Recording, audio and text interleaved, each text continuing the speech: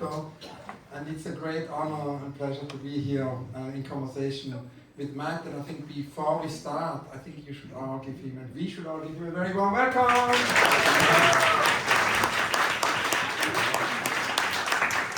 And as Victor said, we've known each other for a very, very long time, and we met each other first, this exhibition, I think which was still in Lucerne. I think we had the gallery in Lucerne. And then we collaborated on a project called Art and Brain, which was a very strange conference I basically co-organized in Germany's biggest science center in Zurich between artists and neuroscientists, where we decided a few hours before the conference happened to basically not do the conference and just do a coffee break and have the artists and the scientists meet. And Matt was there, and Carsten Höller was there, Rosemary Trockel was there.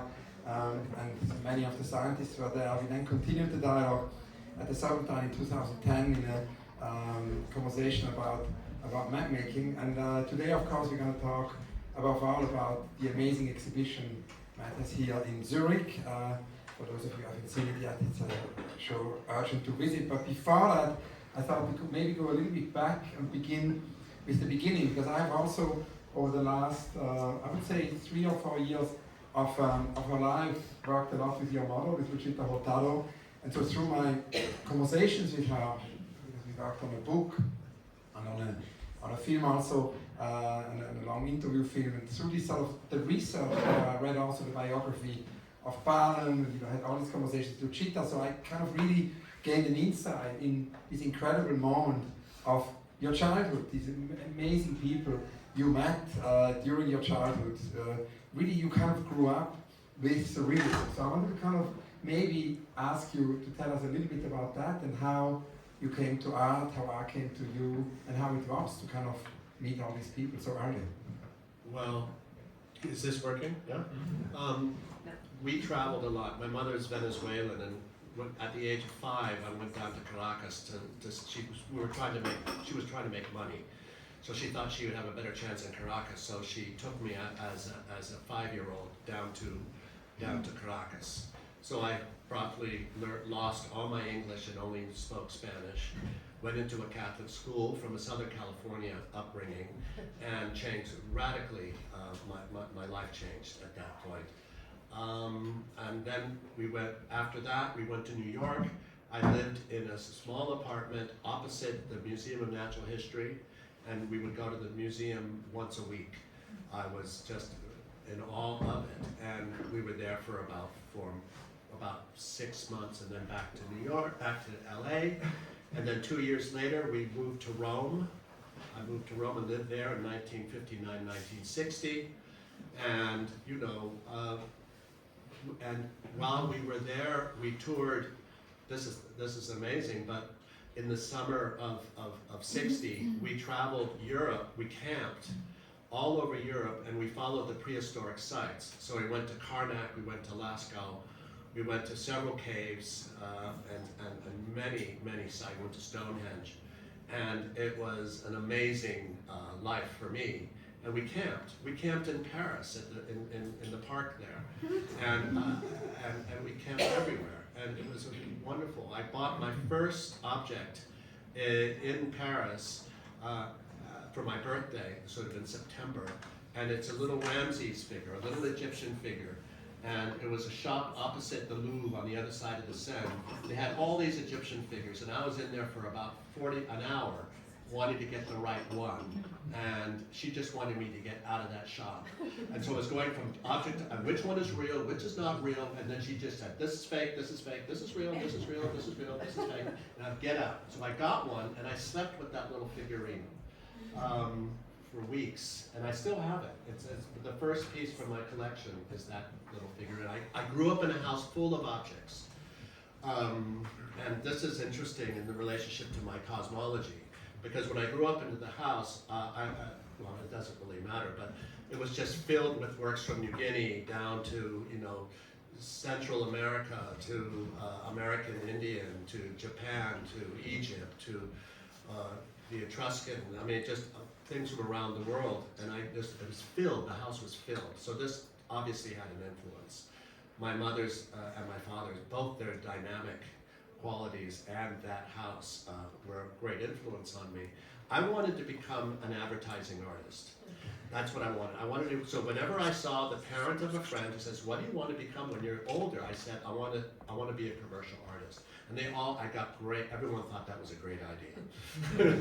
You're going to be a commercial artist. But then when we went to Rome, I wanted to become an archaeologist. We went to Pompeii, and we went all over. It was fabulous. So I'm a combination of a commercial artist and an archaeologist. This is what I am. And of course, the question of surrealism is interesting. I mean, at this moment in time, there's such a renewed interest in surrealism. Big focus on Leonora Carrington, for example, who all of a sudden gets so much attention, but also a biography came out on Barlin, and you told me before that it's interesting for you when you so early came in touch with surrealism, that it sort of starts from the mind. Well, yeah, well, you know, I'm still, as an artist, one is always trying to figure it out. So where does art come from? What are ideas? You know, like thoughts. I'm really interested in thoughts. Very abstract, thoughts are very abstract. And you know, apparently we have 60,000 thoughts a day, between 60 and 70,000 thoughts a day. And what makes up a thought? So my work is really about the mind. I read this, I became, in the last 10 years, very much interested in Philip Guston. And he was saying that painting is of the mind, very clearly. Painting is not in the paint, not in the canvas. It doesn't represent any of that. So that kind of cuts into the minimalist viewpoint. He said painting is of the mind, and he said that's what Da Vinci said. So when I have a photograph of my mother, and I see her, there she is, a photograph is a Man Ray portrait, for instance, of my mom, she's not there, and that's not her.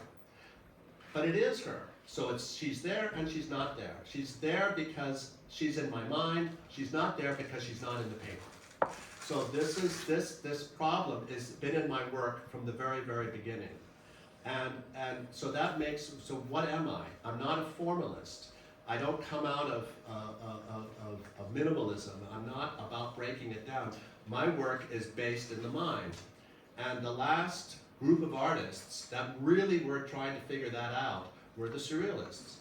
After the surrealists, you have abstract expressionism, and that leads to minimalism and pop art, and that leads to conceptual art and reductivism, and ending when I was in school with, say, Lawrence Weiner, when the form of the work is now debatable.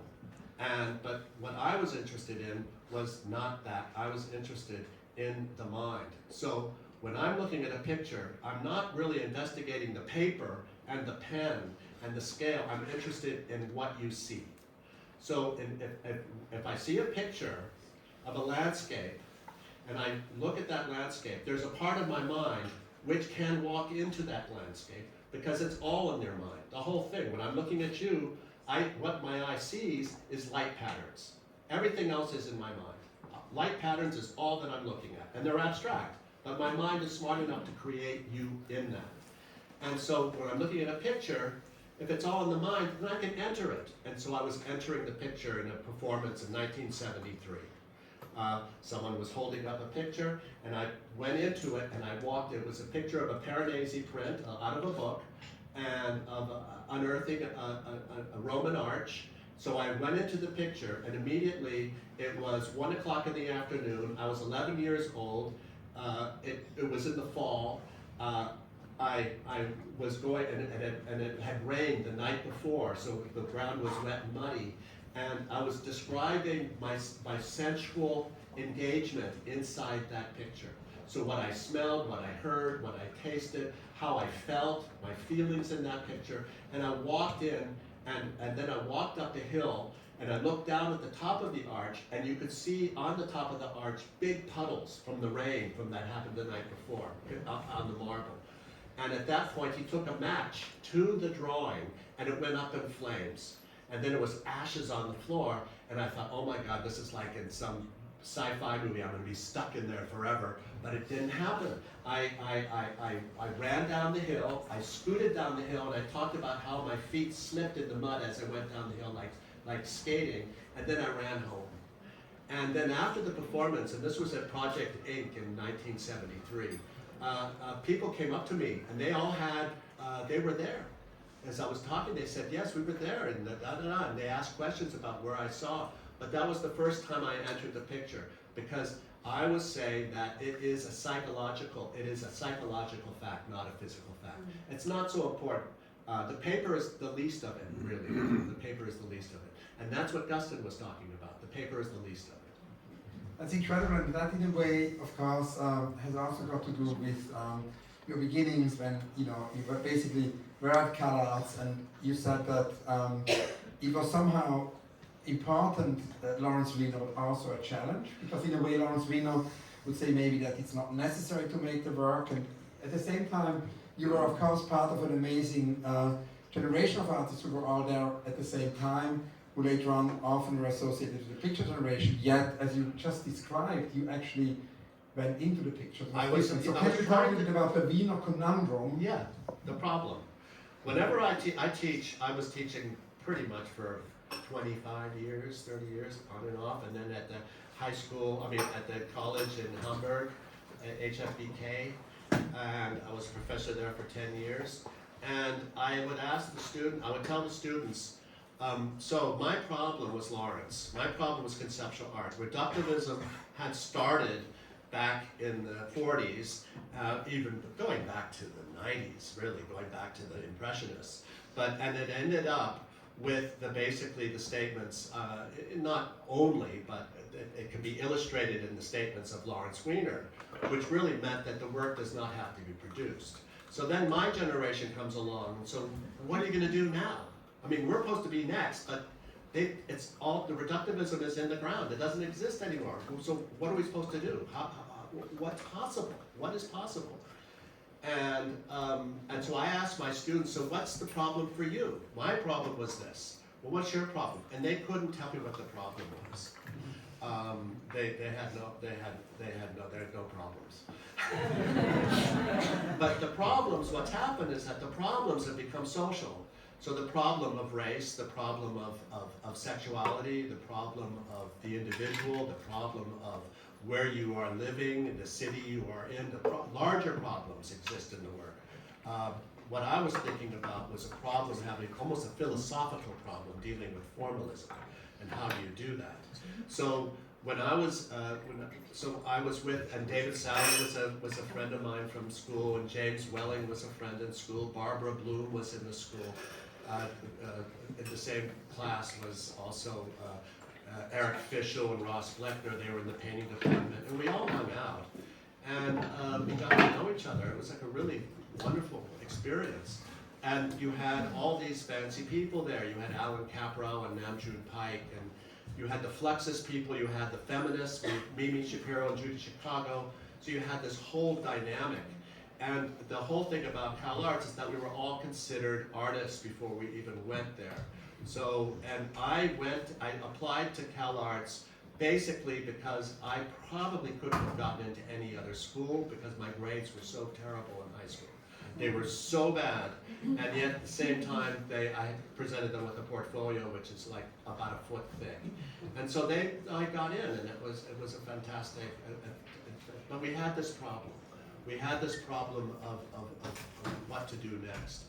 And I thought I solved it in a sense, and then of course I met John Baldessari. He was not there my first semester, but he was there the second. He was a fabulous teacher, and many stories of what happened in that class. And but what I wanted is, like, when I entered the picture, what I was doing was to say that art's doesn't exist in the form. The form is is basically it's the material. That's not necessarily where the form exists, where the meaning is. I was interested in the meaning. So what's the meaning after Lawrence? And so what I did is that I said there's a fictional reality and there's reality, and the fictional reality comes, from me, and I wanted to prove, and this was a stupid thing to say, it makes no sense, that stick figures live lives.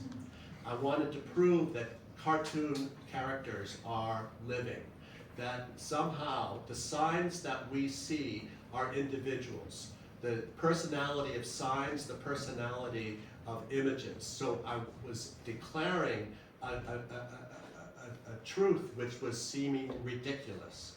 And that was that we enter pictures and that the characters we see are individuals. I wanted to prove that stick figures live lives. So then I started to do this. This was in the spring of 1973, and I was going for a drive in the countryside for Easter, and I was with Jim Welling. He was in the car, James Welling, and we were driving back to school, and I had this idea for an artwork, which was a drawing of a detail of a car's tire, of a car that never existed. It never existed, but it was a detail of something that never existed. So it's a bit of a problem there. And my question was, who's driving that car? Where is that car going? Anything in the back seat of that car? What time of day? What's on the radio? All these practical questions about this little detail.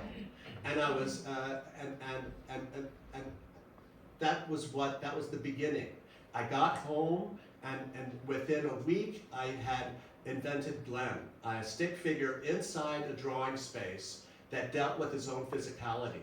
He pinched his arm, and I was interested in the pain that Glenn felt when he pinched his arm. And I was interested in what's next door to Glenn. If he's screaming, what would it sound like? That character. And so he is a kind of he's an avatar. I was in a class, John's class was called post-studio art. So I never had a studio when I was at Cal Arts. I never did, I was only undergrad.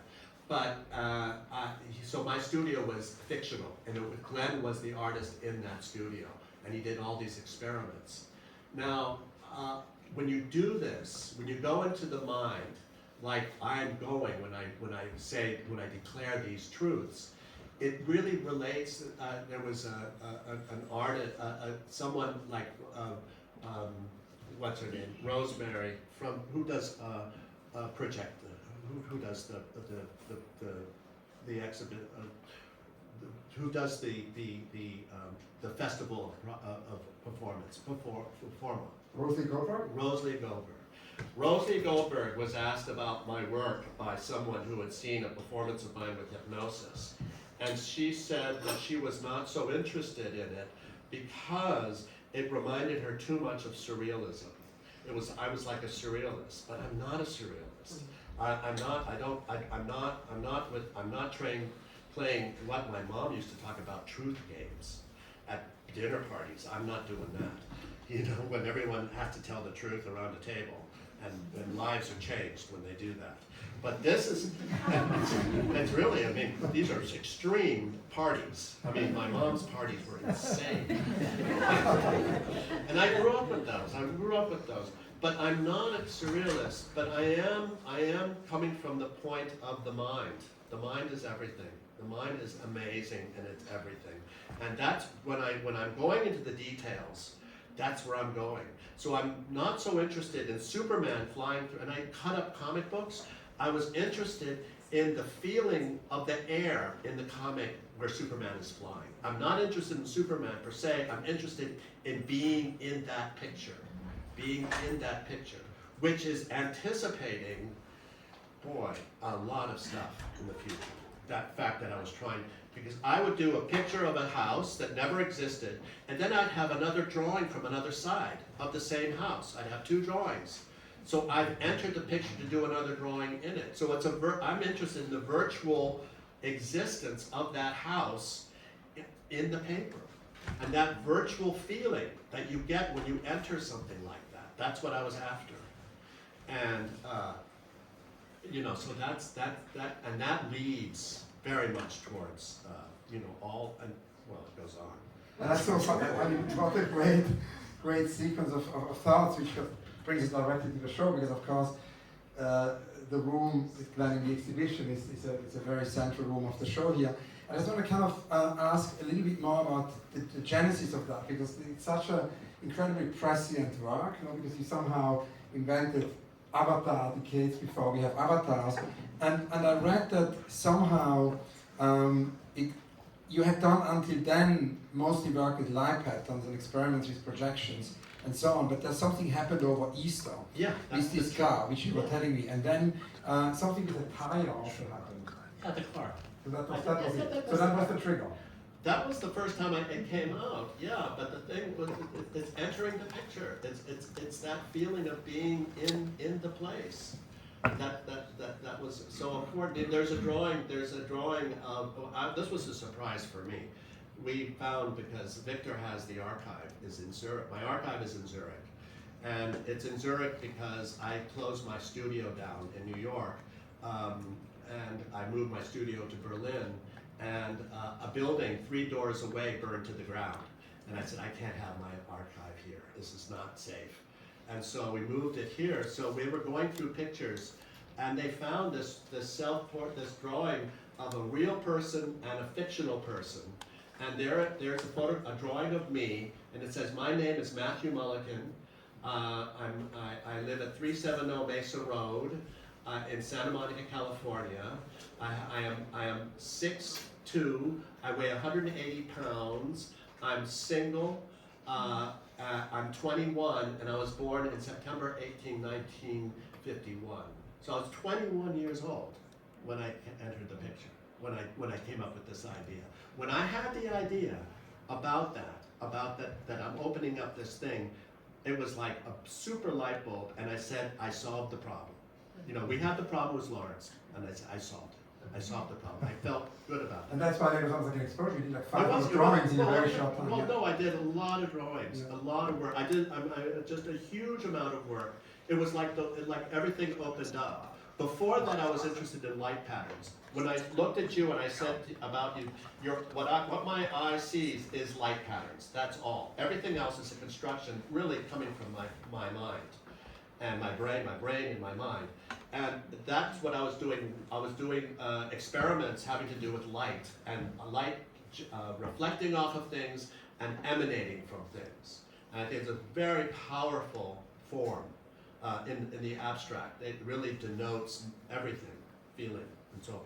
And of course, that's the first room in the exhibition, and you then go from there to the second room, where you basically project into others, examining basically how we inhabit the experiences, perspectives of others.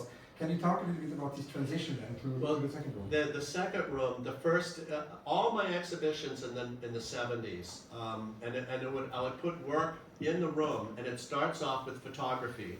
So you have photographs of a man, for instance, amongst other things, and the next bunch would be cartoons and line drawings of that man, and so that would be a man, and so that the photograph I could say is Glenn. His name is Glenn. The next one would be Glenn, but in the picture, illustrated, and then the third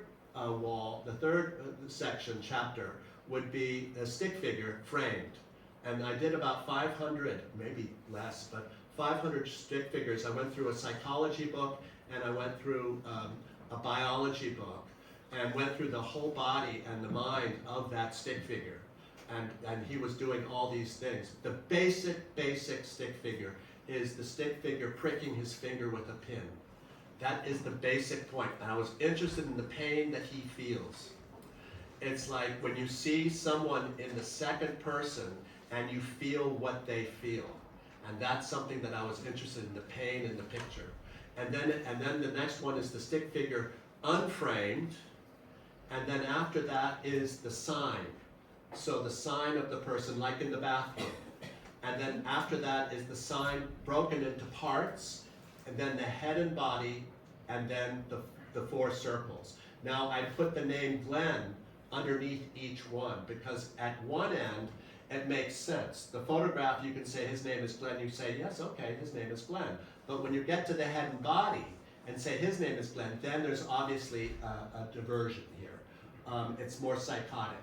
And when you get to the very end, it's schizophrenic, because what you see and what you see are not on the same planet. They are completely different. So what's happening is that the mind is taken over, there is no connection. And this is this breaking up of who feels the most pain. If I was to take a pin and prick a photograph, prick a drawing of a person, prick a stick figure drawing, prick a signed symbol, and prick the head and body, who would feel the most pain if I pricked it with a pin? That would be one way of looking at it. And when I was giving lectures, I would lay them on the floor, and then I would do it. And I would ask the audience, and they would always say between the stick figure framed and the stick figure unframed, that they feel the most pain. But if they were doing it to themselves, if the person was having a knife and sliced their arm and was bleeding onto the floor, film and theater is apparently the most suggestive. That's when you feel it the most, that you feel their pain. Film and then photography and then the comic book, and then so that's how you and that's how that progression occurs. By the time you get to symbols, it's not so interesting. But those are the two ways of understanding who feels the one where I am the actual doing it, and one's where they're doing it to themselves. I have a drawing of a man hanging, a body hanging. I also have a piece that we did not include in the show, which is a man who was masturbating in a shower. I didn't want to put that in the show. But I'm interested in how, in the image world, how we live within that world. And this really anticipates the iPhone, it anticipates, because when I was doing all of this stuff, when I was coming up with signs that represent everything I could come up with, and I was going into this imaginary universe and entering the picture, this is all done way before personal computers. There was no personal computers, but this is after animation. This is after, you know, the animation from, say, little of the dinosaur with Winsor McCay, or the Mickey Mouse, or Donald Duck, or Bugs Bunny. And in a sense, I grew up. My life as a child has to do with early television, you know, to a large extent, even when I'm traveling in Rome. And the exhibition also includes photography, because there are, in this small room, 18 photographs where we see, you know, your coffee and all of that. I'm drinking coffee. Exactly, so do I, as we speak. And actually, one thing which I was really kind of reminded of when I saw your photographs was that we met, you know, I used to work for Caspar Koenig at the very beginning of my kind of work in the early 90s, and we met at that time a couple of times also in Frankfurt, when Caspar was, you know, at the Stellenschule. And I remember a conversation where you told me about the photography, and that you really came to Europe, for example, in the early 80s and took, I mean, something we do all today. We have, I mean, I don't know how many 100,000 images now in the smartphone, but at that time this was a very unusual thing to do. You literally made an encyclopedic amount of photographs come to Europe. Can you talk a little bit about this sort of photographic archive? Well, you know, what I was doing I was cutting up comic books and dealing with life in the picture. And at the same time, in 1973, I was taking pictures of where I was living in New York City. I happened to be living in New York at the time. And so I photographed everything in my apartment, because this is the life I was living. So I photographed my bed, my kitchen, my sink, my books, my clothing, my socks, my shoes, my underwear, everything around me I was photographing. And basically as a notation of the world, about representing the real world.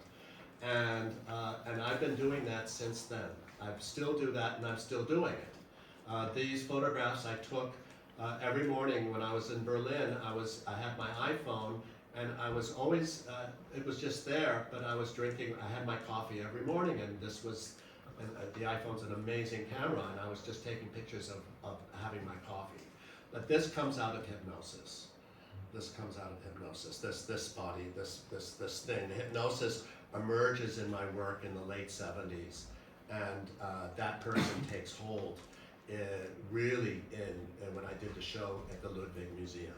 That person is who is that person? Who do I become when I go into this trance state? That's that's something else. That's another story. I'm jumping ahead here. We are all into it. And then we have the fast room, and the fast room. I want to talk about the fast room before we then talk more about technology and really make a whole chapter in this interview today about how your work anticipated a lot of things.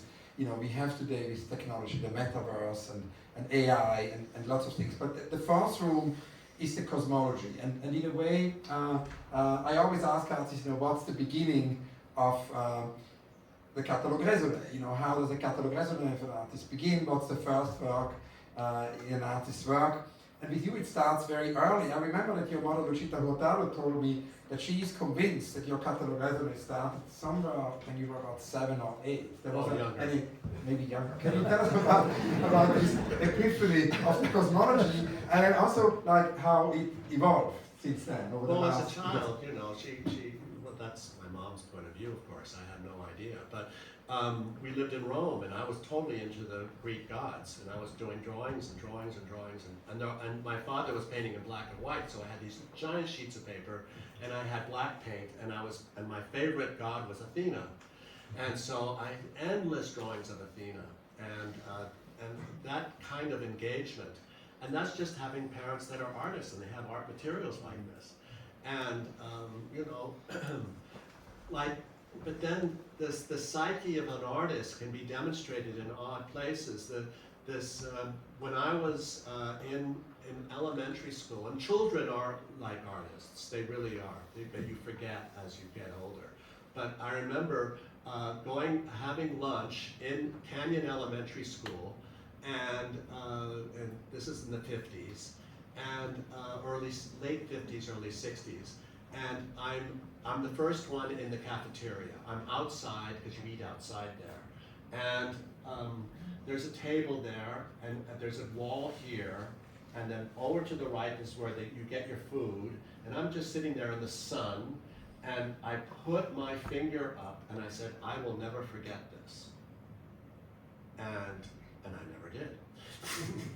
And it was, and the consciousness that says, I will never forget this, is the consciousness that says that nothing is special, everything counts. There's a whole list of things that I'm demonstrating. And this was this is like an artwork done in 1961. But it had to do with that separation, that alien thing. And that was the kid that my mom was, you know, that was my mom's child. You know, and then for Halloween, I wanted to do Halloween. What I did is I just dressed backwards. I got clothes that I wore, and I put them on backwards. And that was my Halloween. That was my Halloween outfit back in the early 60s. But she was a great fan. She was, and thank God for her, because at school, as I said, everybody was telling me that I was stupid, that I was ignorant and stupid, and she said I was a genius. Yeah. So the cosmology, and in a way, I think. Oh, the cosmology. Yeah, the concept. Oh, the cosmology. Yeah. The cosmology is a complicated subject. It starts. I'm interested in fictional reality in relationship to reality, and the most important fiction that I could come up with, if it is fiction, of course, it's always questionable, is deities, is religion, it's cosmologies, it's God, it's heaven, it's that whole story that everybody has, every culture has it, and we live by it. So it's a fiction that people live by.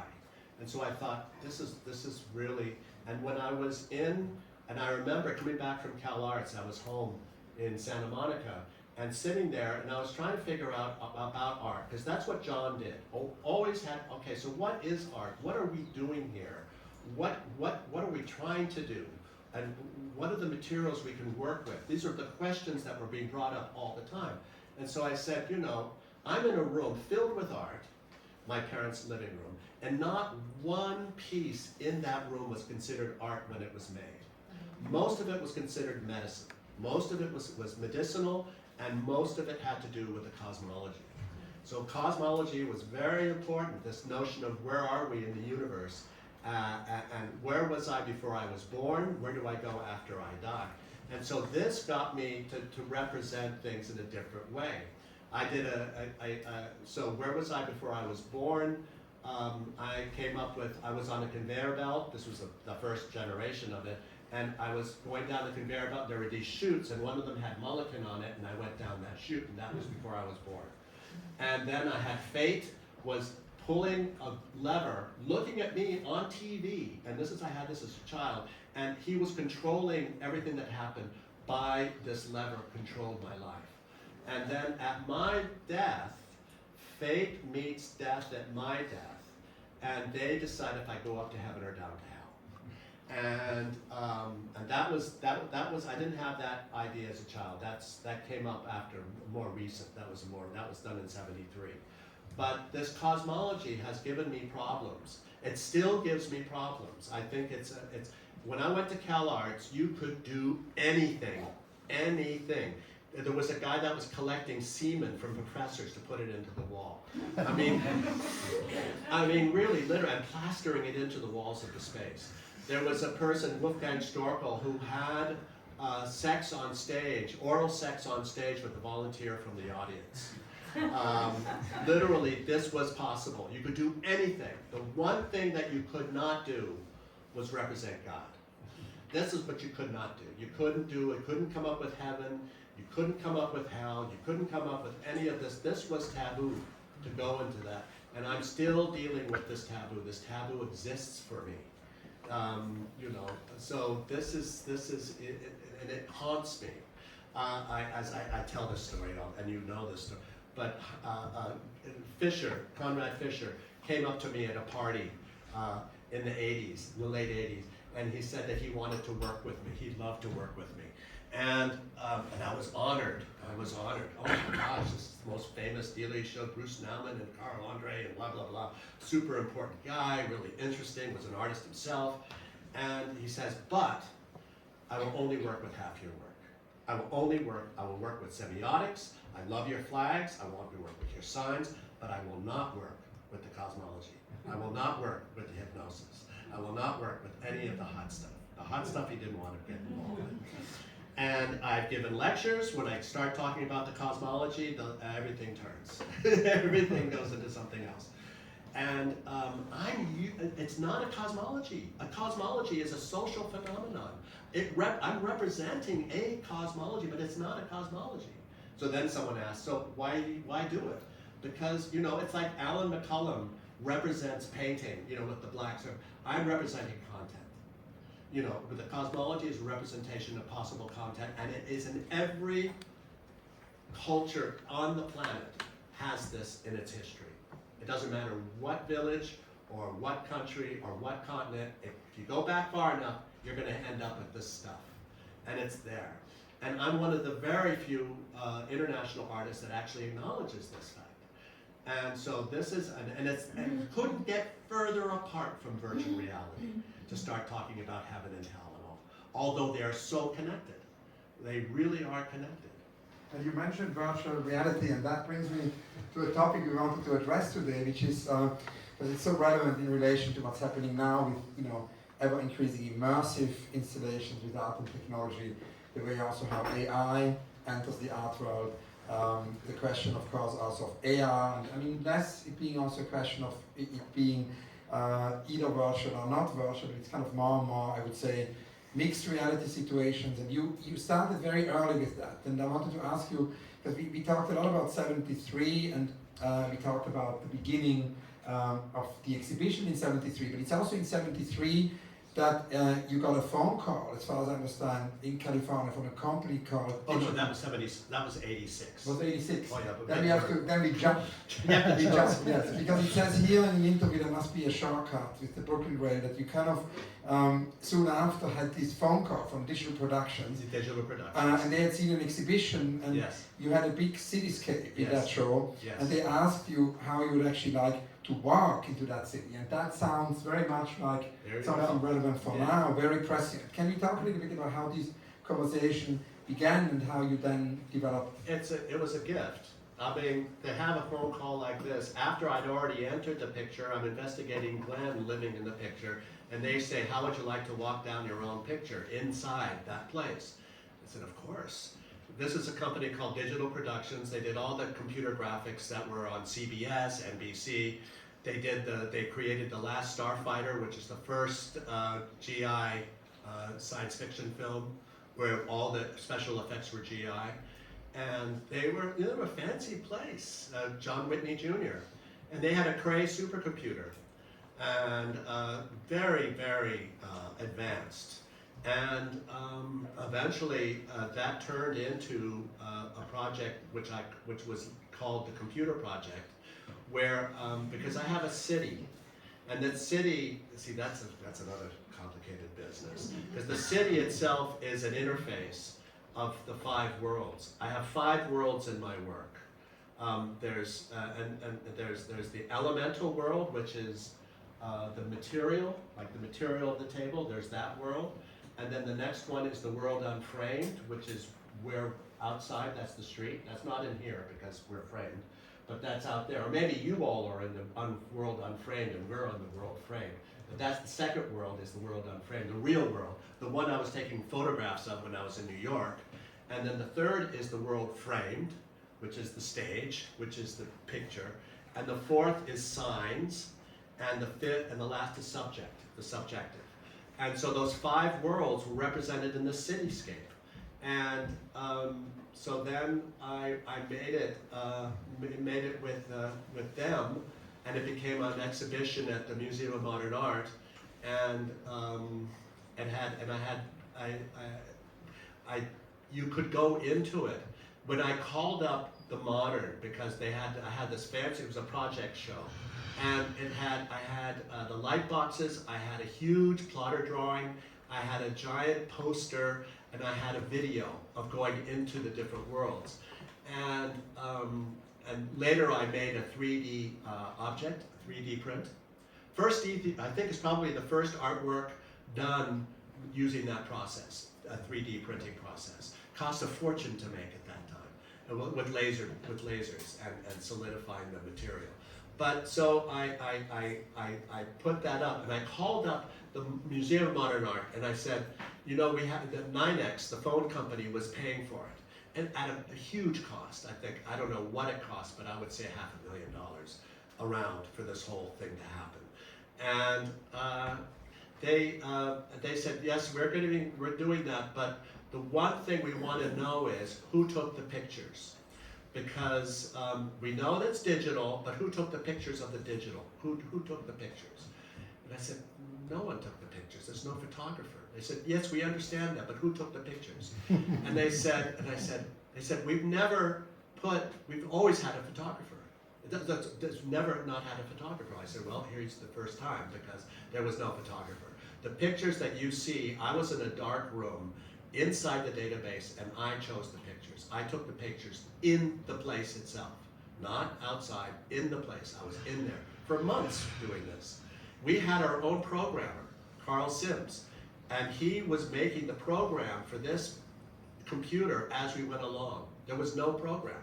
So he was, we couldn't do any shadows until he made the program for shadows. We couldn't do, and when you think about that in relationship to the comic books, where I was talking about shadows, and here he is creating shadows in the space. And when you left that, this was in West Hollywood, the place where we were making this stuff, I would step outside into this crisp blue sky, and nothing looked real after being in that dark room with these bright colors. And it was just an extraordinary kind of impression that I got after doing this.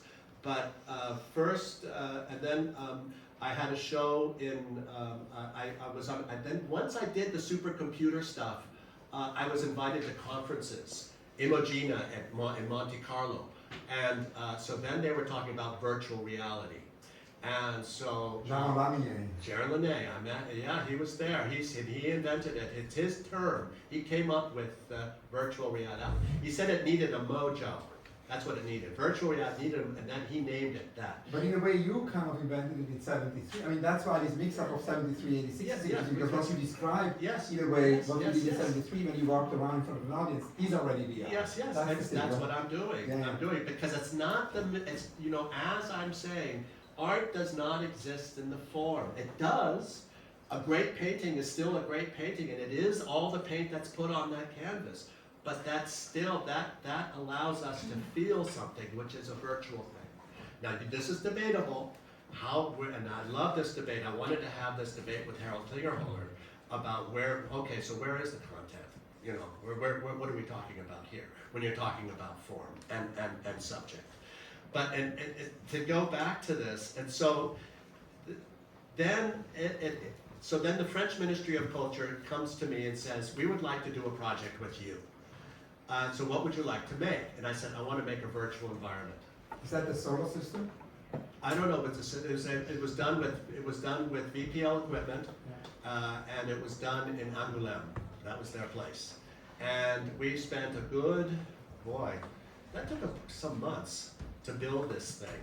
And it was really involved. And there are 5 parts of the city. Each part of the city defines the city in its own way. So there are 5 cities existing in the space of one.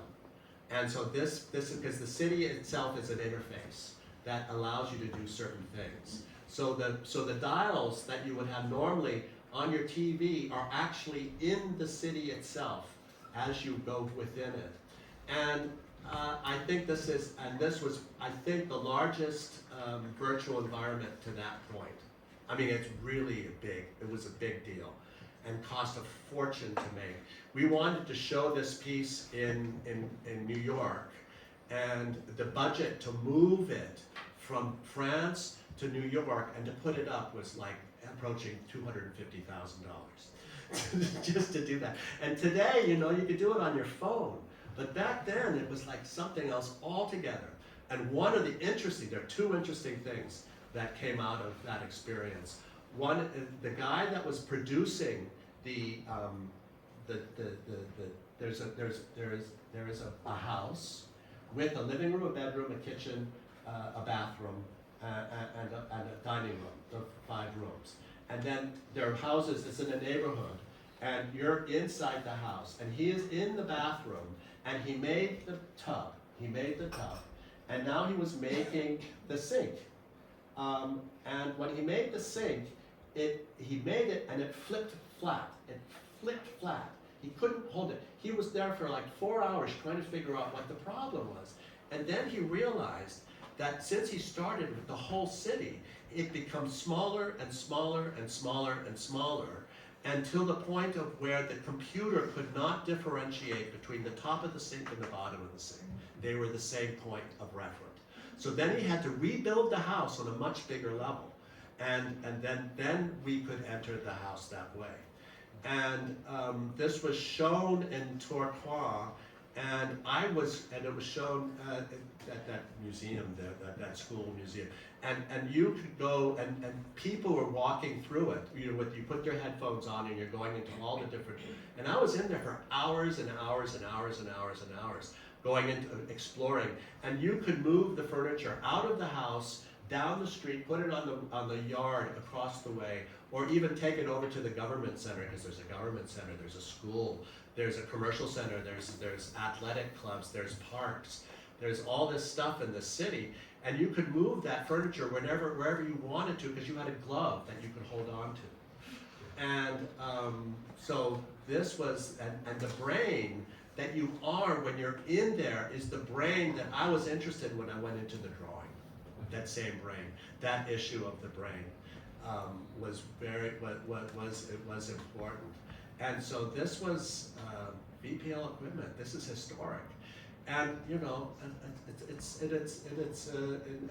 this is the second half. The first half was, of course, what we have now. That was at MoMA, and this is much more simple because you pay for polygons. Polygons are expensive in terms of time. So if I have a very simple picture, I can move around it in real time. But if I have a very complicated picture, time is broken into parts. So on one level, scale does not exist. Scale is based on the space between your eyes. That's how you determine scale. That's a big or small. And the other is that you pay for time with space, and vice versa. So these are 2 truths that came out of that medium for me. And that was what was interesting. We were starting to work on, and then and never finished it, artificial life programming. Yeah, that was my next question, because as you know, I always ask about unrealized projects, and we know a lot about architects' unrealized projects, but very little about artists' unrealized projects. And I'm very interested in this artificial life project, because you compared this, the project you just described, the one for the French ministry. I read about that in relation also to planets, because it's a very large-scale project, because it's about virtual traveling, from one planet to the other, and you kind of compare that also to hypnosis, yes. Because obviously in a similar way, I mean, a couple of years ago we tried to research how to build a city in today, basically in the metaverse, and it seems that our rules in a way then go out of the windows. Gravity no longer applies, and so that somehow connects to hypnosis, where also our rules go out of the window. But you wanted to push that a level further and really work with artificial life, again, very early, and that's unrealized, so it would be great to hear about that. Well, what it was that I wanted to build a creature that would reproduce and go, and they can do it. I mean, it's an algorithm. Basically, it's a reproducing algorithm, which you're calling life. And you can actually test the creature by how fast it can regenerate and how clean it is when it does regenerate.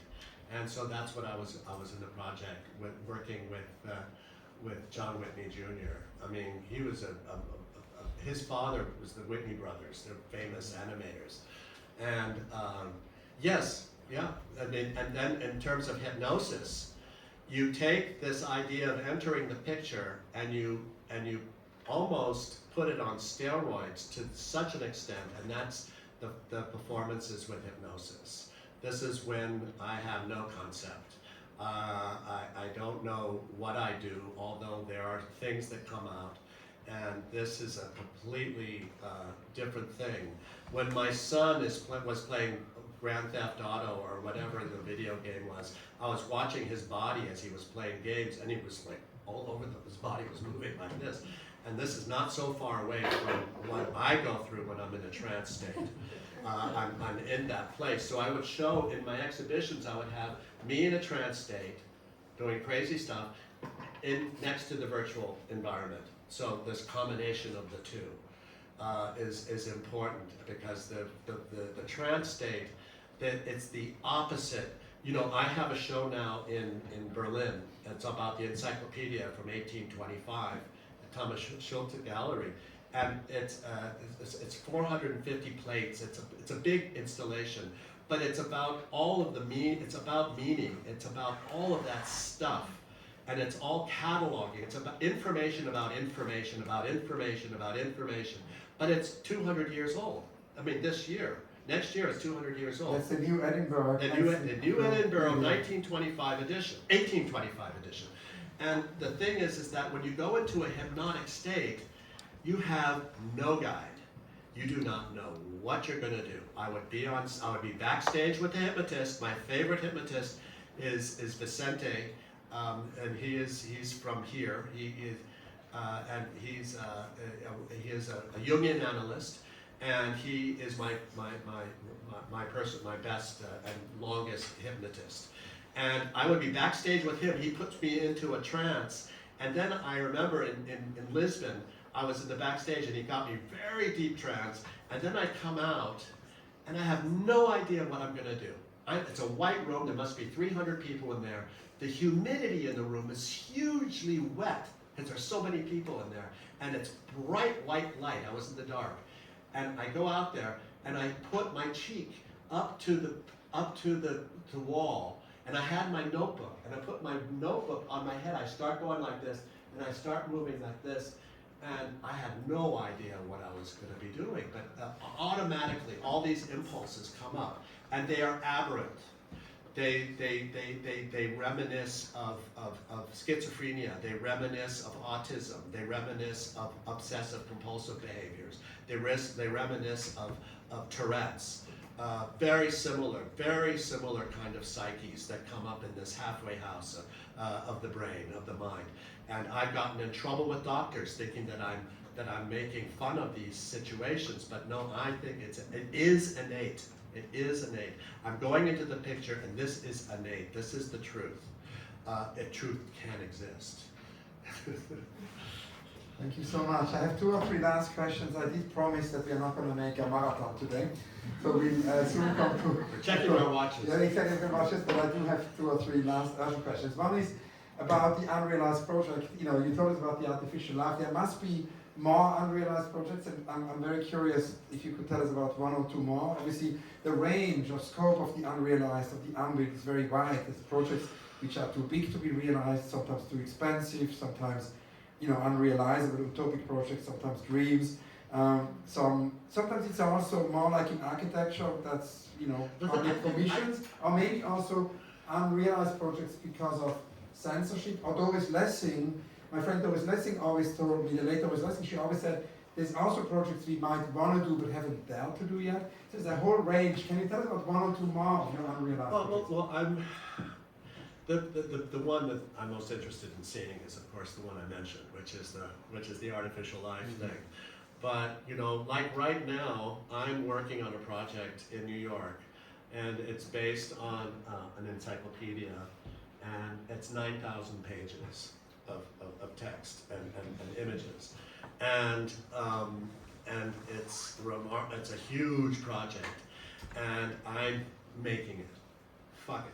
I'm making this thing, and I can't show it. It's too big to show. Where can I show this thing? I mean, it doesn't matter, but I can make it. I can do that. I have the possibility of doing it. I've been spending my family, of course, whenever they wake up, I'm there at the dining room table, and I'm into it. I'm into this thing. But it's 9,000 pages. 900 chapters are in this project. 900. It starts with the universe.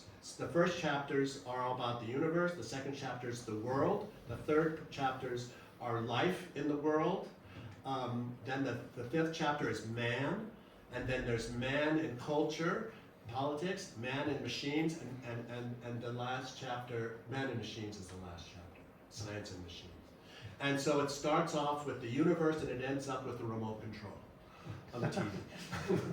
Because this encyclopedia is not alphabetically. It's all in terms of, it's called it's the encyclopedia of the Random House encyclopedia. It's called the Colorpedia.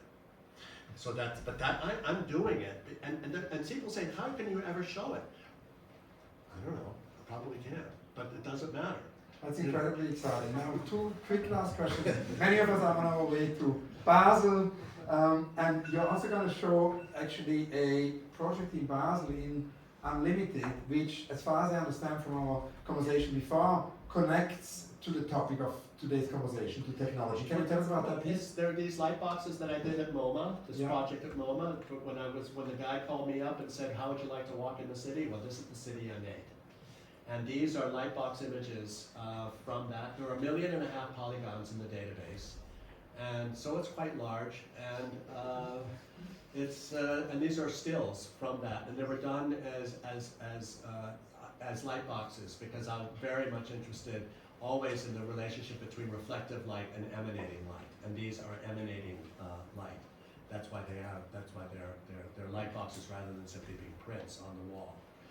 And so that's the piece. And there are rocks in that piece that I made into this I made the 3D print, which was they're represented, but they're not as a physical thing, but they are represented in one of the boxes. And so this is from 1986 to 89. So we're talking, this is before the internet. This is before. Most people didn't have personal computers at this stage, although the Commodore 64 was around and Apple was just starting out and so forth. And, but I wanted to say something quickly. I made signs from the beginning. I've been making signs, international signs like you find in bathrooms. So going to the airport, going on the street, going anywhere. And so I have bunches, hundreds of signs from the 70s and then in the early 80s. And I was showing these signs at Mary Boone Gallery, a very fancy gallery, lots of people going through there. And so I became somewhat well known for doing this. I made flags, I made posters, I was interested in all these different media. And so I was at a party, an opening party for Cindy Sherman, who was a friend of mine. And so I'm at this table with a collector. And then she says, "Oh, I just thought about you last week, and I haven't thought about you in years." This was a compliment. This was a compliment.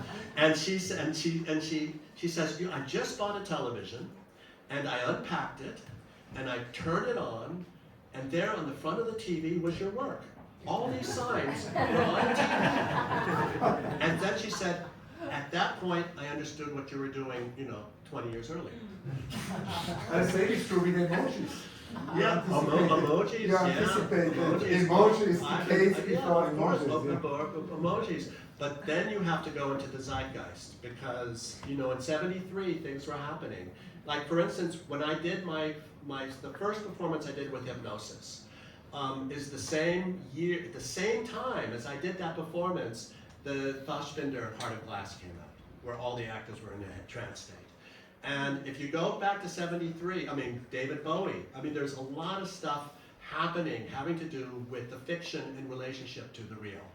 And it was just coming up. That was the thing, and I was just part of the scene in my own head. We all come up. And then I had an argument. Gisela Capitan, she was talking to me. She said, "So how do you place your work?" And I said, "Well, I'm a pictures generation artist. I come up with all those guys." "No, you're not. You're not pictures. You're not pictures." Because she's looking at the cosmology, which couldn't be further from pictures. You couldn't be further from, this kind of commerciality with the cosmology. You couldn't get further away. But there's distance. There's distance. And that distance was, Jack Goldstein used to say, it's all about the distance. That's what this is all about. So, That is a great conclusion. Very last question. Very last question is, I see a lot of young artists here, and the Rainer Maria Rilke question. Rainer Maria Rilke wrote this wonderful book. It's an advice to a young poet. I would love to hear Matt Mullican's advice to a young artist in 2024. In 2024. Every time I like doing the show now with Victor and putting up my work and waking up yesterday morning, coming to the opening, I've done something like 230, 240 one-person shows in my life. And I was nervous. I was nervous, and I was depressed. I was depressed and I was nervous, and it was tough. So every morning I wake up, I'm 21 years old. I really am. I'm still there. John used to, Baldessari, one of the things he talked about, this is about how do you teach art?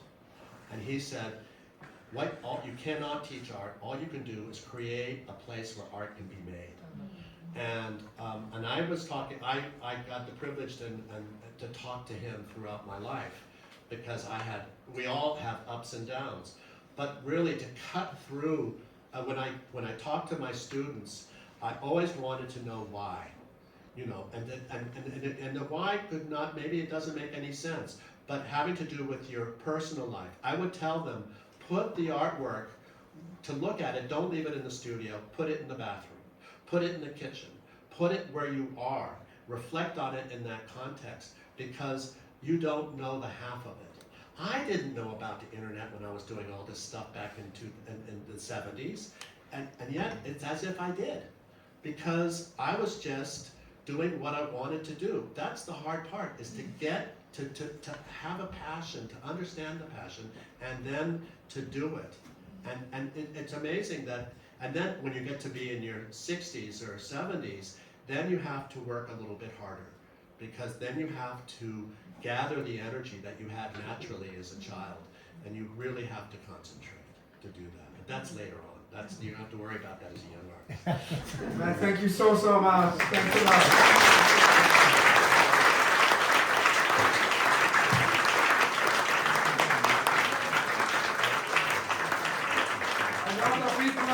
From Matt Mullican.